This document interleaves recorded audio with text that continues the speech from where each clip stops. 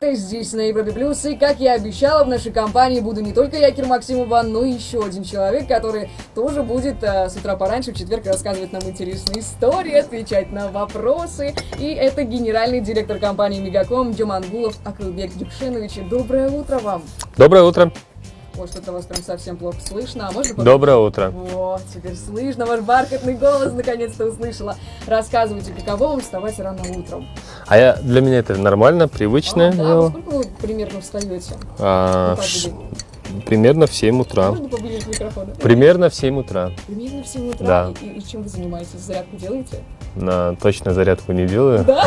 А завтракаете правильно? Завтракаем правильно. Это уже плюс, Да. это уже хорошо. Иду на плавание, после уже на работу. Ого, на плавание? Вы прям активно занимаетесь плаванием? Ну, стараюсь. Да? Да. Ой, мое уважение, это очень здорово. Спасибо. Очень круто. Ну вот, насколько я понимаю, что вот когда я читала вашу биографию, готовилась к эфиру, я понимаю, что вы довольно-таки такой человек целеустремленный, потому что к 20 годам, насколько я поняла, да, вы уже активно участвовали в бизнесе, каком-то деле, то есть к 20 годам вы уже чего-то достигли, это правда? Ну, по крайней мере, я стараюсь ставить цель и достигать этих целей. Достигать этих целей? Да. Такой вопрос был с утра пораньше, потому что я уверена, сейчас нас слушает большинство молодежи, и я уверена, что они тоже хотят получить какую-то от вас мотивацию, как к 20 годам достичь большого успеха в чем-то. Надо стараться, ставить цель и идти к этому цели. Конечно, в жизни бывает очень много преград, падений, но несмотря на это нужно стремиться. Потому что никто в этой жизни не обязан кому-то, чем-то. Человек должен только сам достигать, добиваться. Полностью согласна. А вот у вас какая была мотивация? У меня мотивация? Да. Ну, для меня было очень сложно в плане, у нас же стереотип такой сложился, что возраст имеет значение. Люди, которые там 30-40, они только вот должны этим заниматься. Политикой должны заниматься люди, которые в возрасте 50-60 лет, да? Ну, стереотип, мир меняется в целом. Если раньше, например, молодежь думали, что они отучатся в 30 годам и после начнут там свою карьерную лестницу, сейчас уже 20-летняя молодежь уже думает, как бы помочь своим родителям, как обустроить свою жизнь, как готовиться к семейной жизни. Да? Поэтому мир меняется, и ногу со временем мы тоже должны меняться к этому. То есть можно сказать, что вы ломаете стереотипы уже с раннего возраста? Это мир меняет наши стереотипы. Вот что, все, отлично. В нашей компании Джумангулов Акылбек Джукшенович, вам еще раз большое доброе утро. Доброе утро. Вот, уже получше, погромче вроде слышно, уже хорошо. Итак, мы вот узнали, что, оказывается, гендиректора просыпаются с утра, не делают зарядку, но при этом зато ходят и занимаются плаванием, да? Да. Да, вот такие вот у нас. Сейчас мне вот очень интересно, кстати, узнать, важно ли образование в том, что вы вот сейчас стали генеральным директором, вот образование этому способствовало? Безусловно, это основа основ. Человек должен первый, я считаю, что теоретически должен быть подготовлен и уже в практике реализовывать то, что он какую-то часть теории, которую он наработал за определенное время, уже реализовать в жизни. Уже на практике, да. Отлично. А вот мне интересно, а где вы учились? В каком университете? Ну, я закончил Славянский университет. Правда, я на то время уже занимался обучением заочно. То есть два образования параллельно шли или как? Нет, первое образование у меня Славянский университет, экономические направления.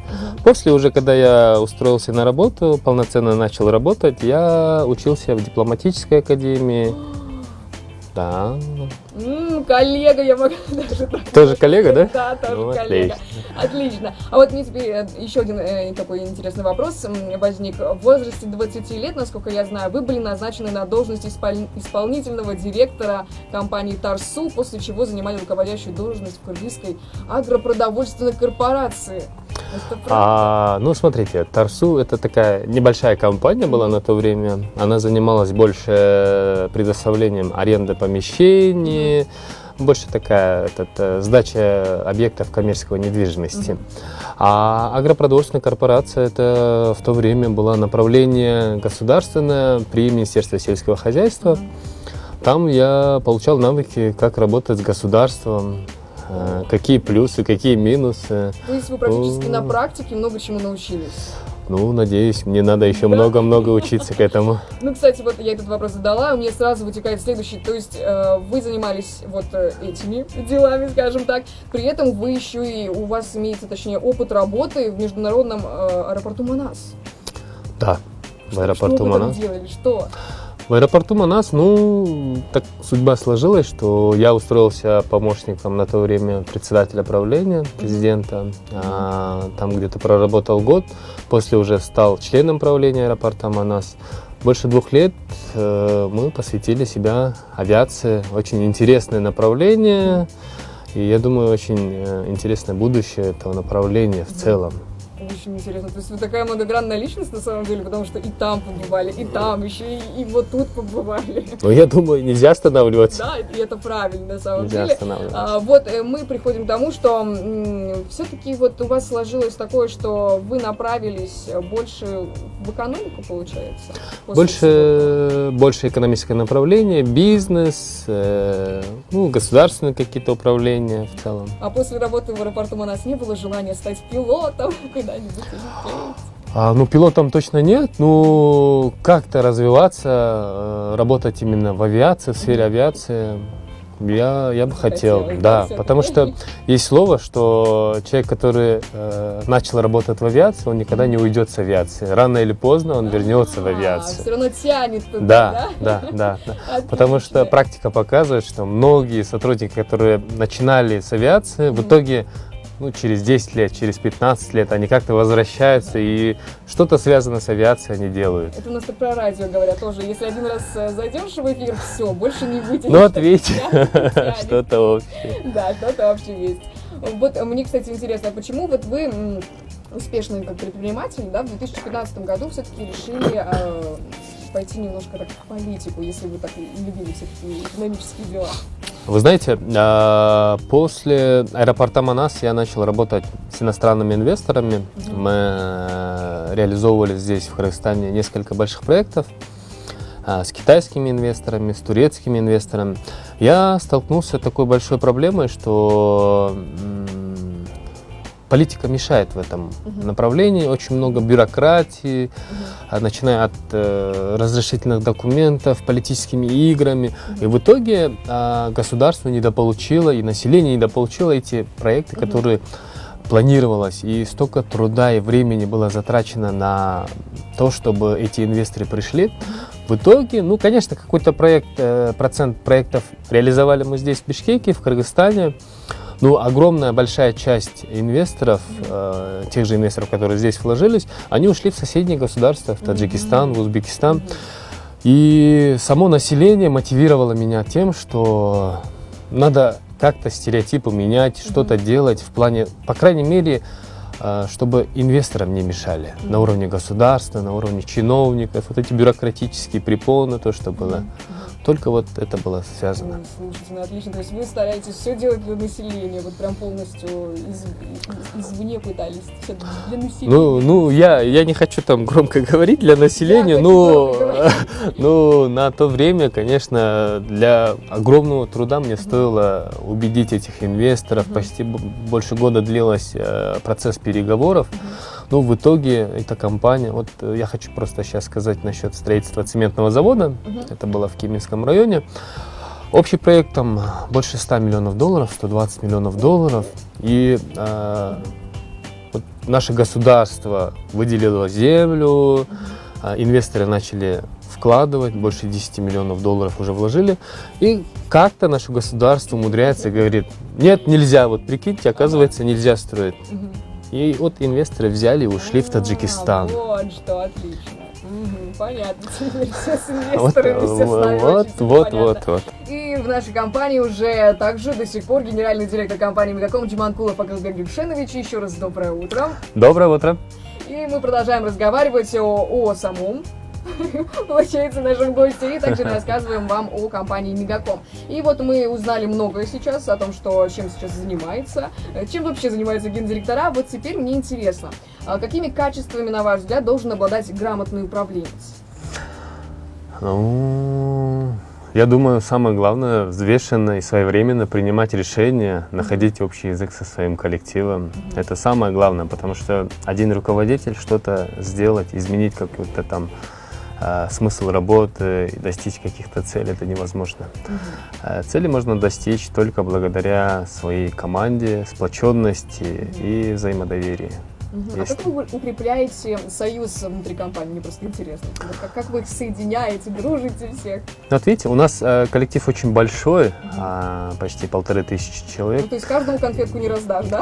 Каждому однозначно, но у каждого отдела, департамента, дирекции есть свои руководители. И вот эта вот иерархия взаимодействия между руководством и сотрудниками, она должна быть постоянной.